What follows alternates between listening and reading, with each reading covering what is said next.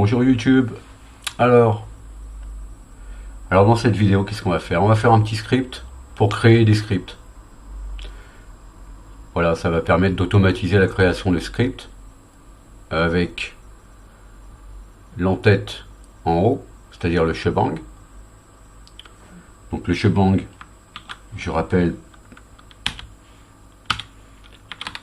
c'est en fait on donne le nom de l'interpréteur du script.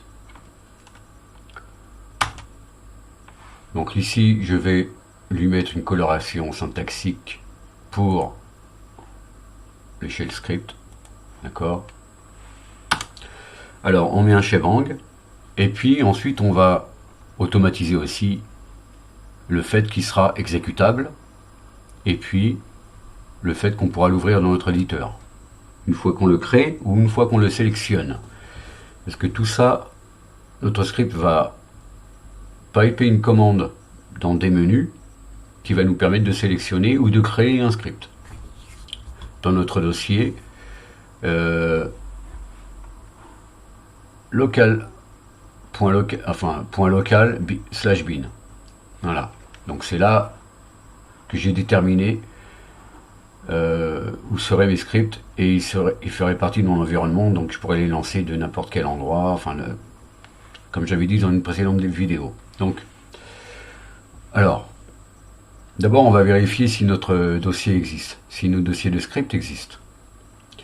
Ici je regarde, j'ai donc dans mon fichier de profil, j'ai exporté le mot scriptdir et qui correspond à home.local/bin. Ok.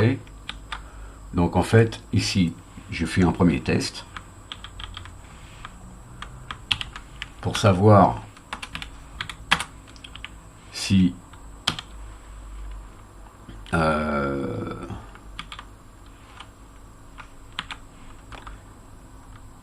la variable scriptdir n'a pas été exportée. Donc si en fait le résultat de cette commande ne renvoie rien, donc 0 ça veut dire voilà, quelque part. Donc effectivement, si ça ne renvoie rien, eh bien on a une erreur et on sort. Donc on ne peut pas aller plus loin. Donc ça c'est un premier test pour nous assurer que ça existe. Ensuite, on va créer une fonction. Alors moi je les mets comme ça mes fonctions. Je mets un underscore, comme ça quand je relis mon truc je sais. Et puis je vais l'appeler make script. Donc make script, je crée ma fonction.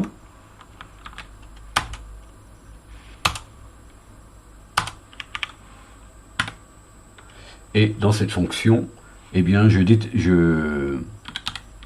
avec la commande locale, en fait, je détermine une variable qui va être effectivement locale, c'est-à-dire à la fonction. Elle ne sera pas valable en dehors de la fonction. Donc, je vais l'appeler script file, par exemple.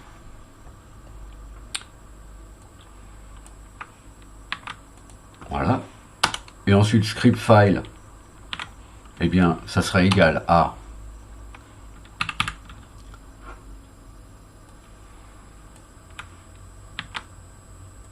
ici scriptdir slash et le $1 ça va être le script en question qu'on est en train de créer ou qu'on veut éditer. Donc c'est notre sujet, on va dire. Ensuite, je vais faire un test pour voir si le fichier existe déjà en fait. Donc s'il existe déjà, si je le sélectionne, c'est pour l'éditer.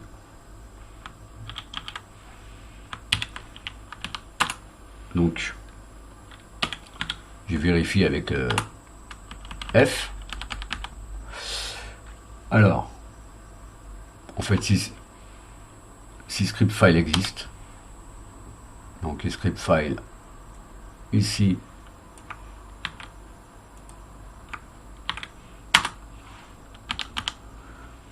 qu'est-ce que je fais? Eh bien, je demande à mon éditeur. Donc mon éditeur, ça c'est la variable qui correspond à éditeur.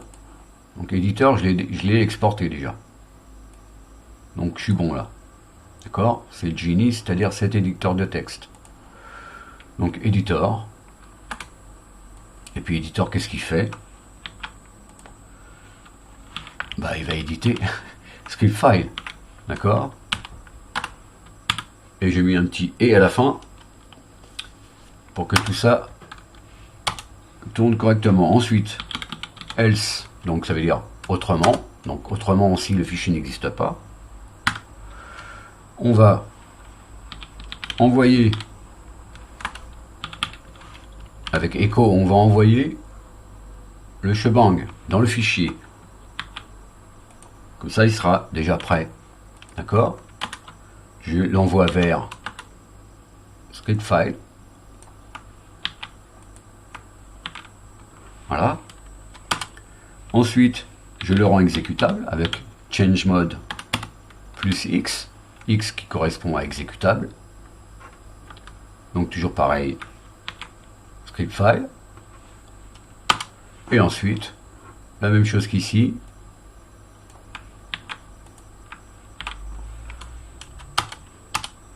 Et je ferme mon test. Donc ça c'est ma première, ça c'est ma fonction. Je vais m'en servir plus loin, donc je vais la rappeler plus loin. Je la mets au-dessus du reste pour qu'elle soit quelque part mise en mémoire par l'interpréteur. Donc maintenant je vais créer une variable qui s'appelle sélection. Et cette sélection, ça va être quoi? Cette variable, eh bien ça va être une commande. Et ma commande, ça va être en fait de lister ce qu'il y a dans script dir. Ok?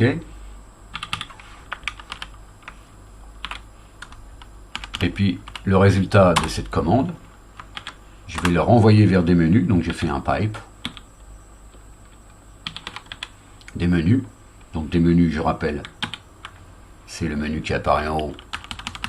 Et si je cherche quelque chose, ça filtre et ça trouve. Ok, donc des menus. Qu'est-ce qu'il va me faire? Je vais lui demander d'être insensitif, c'est-à-dire que je peux écrire en majuscule, il va quand même trouver ce que je veux, même si c'est le nom du fichier est en minuscule, et vice versa. Ensuite, je vais lui dire, si j'ai pas mal de scripts, affiche-moi 15 lignes, s'il y a 15 lignes à afficher ou plus. Et puis, je veux qu'il y ait un prompt. Par exemple, là, ici, si je fais des menus, il n'y a pas de prompt ici, il y a juste, c'est ici que j'écris. Voilà. Moi, je veux un prompt. Donc, je vais lui mettre un prompt. Et puis, donc le prompt, je le mets entre guillemets. Et puis j'écris par exemple edit où on crée un script.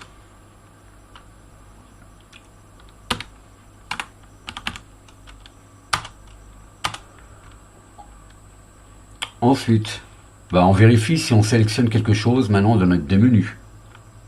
Hein, et si c'est pas le cas, on va sortir. Donc, la même chose que tout à l'heure. Ici, je teste que finalement, ça ne soit pas vide, ce que je sélectionne. Donc, si ma sélection n'est pas vide, d'accord?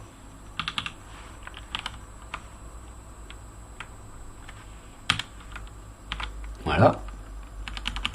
Bon, ici c'est vide, évidemment. On sort du script, mais sans erreur.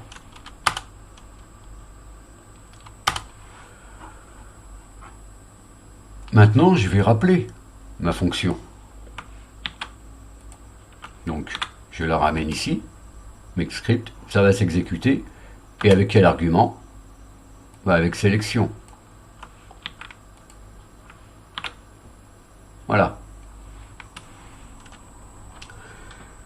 Donc maintenant le script était terminé, je vais l'enregistrer. Je vais l'enregistrer dans... Pourquoi il est dans... Enfin bon, pourquoi je suis dans ETC là? Qu'est-ce que je faisais dans ETC? Donc je vais pas dans config, je vais dans local, dans mon dossier de bin. Et puis je vais l'enregistrer sous... Alors, bon, on va te make script. Voilà, make script. Ou auto make script. Voilà. J'enregistre. Donc il a bien pris le nom auto make script. Maintenant si je liste,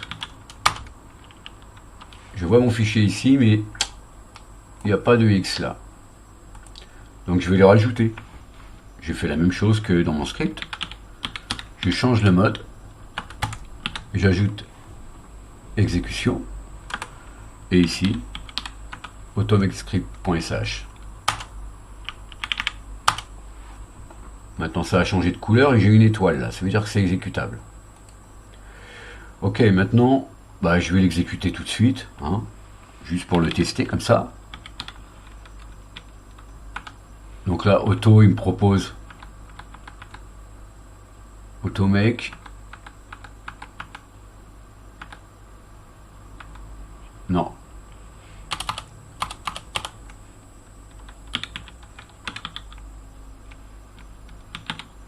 automexscript.sh, voilà.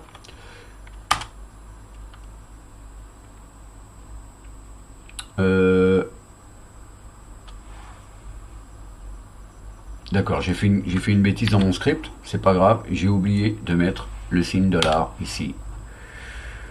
Je suppose que c'est ça. Je relance le coquin.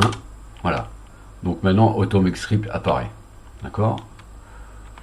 Mais, alors j'ai dit que je voulais éditer ou créer des scripts. Donc on va créer un script. Donc on va lui donner un nom. Test.sh.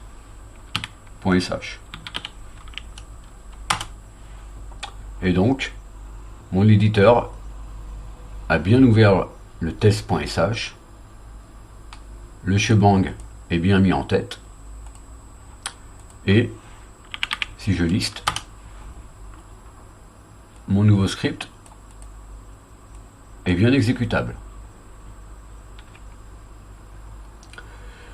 Voilà donc, c'était un petit script pour créer des scripts. Mais je vais le fermer maintenant et je vais relancer pour voir s'il ouvre bien l'existant. Donc là, je choisis un de mes scripts, donc automexscript, et effectivement, il s'ouvre bien dans mon éditeur et je peux l'éditer, ou le consulter, ou le corriger, enfin voilà, et tout ce qui s'ensuit. Donc voilà les amis, j'espère que ça vous a plu ce petit truc, et donc ça va nous servir par la suite, c'est très pratique pour pouvoir créer de nouveaux fichiers, créer de nouveaux scripts pour automatiser des tâches. C'est un peu le pourquoi du script en fait. Hein. Automatiser des tâches, surtout Bash, parce que bon, c'est un langage de programmation, mais on peut dire qu'on ne peut pas écrire des scripts qui font 1000 lignes, quoi. Ça n'a pas vraiment de sens. Autant utiliser un autre langage de programmation. Mais pour des tâches au quotidien ou pour des petits programmes, pourquoi pas? Des programmes dans le terminal ou voilà. Donc qu'est-ce que je fais là? Je pourrais, tiens, je vais créer un... On va créer un...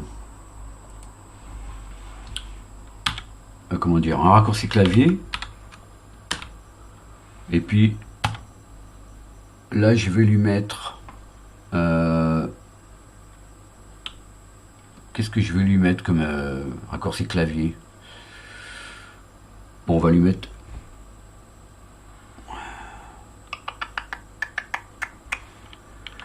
Ici, on va mettre Shift plus X. Et là, donc, et là, je mets auto make script.sh. Il s'appelle, d'accord? .sh. Donc j'enregistre ma config. Et maintenant, touche Windows Shift X. Ah.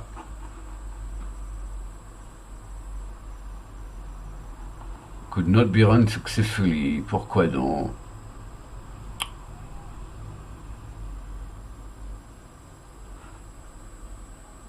Show error.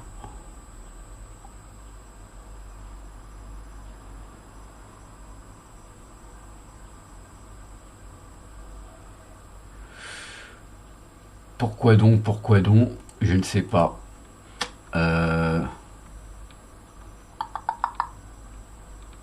Peut-être qu'il l'a pas trouvé en fait. Peut-être ne l'a-t-il pas trouvé. Je vais redémarrer 3. Voilà. Et je vais Shift X. Bon, j'ai toujours la même erreur, je sais pas pourquoi. J'essaierai de trouver la solution. Ah oui, pardon, j'ai oublié exec. Ah, mais suis-je bête? J'enregistre.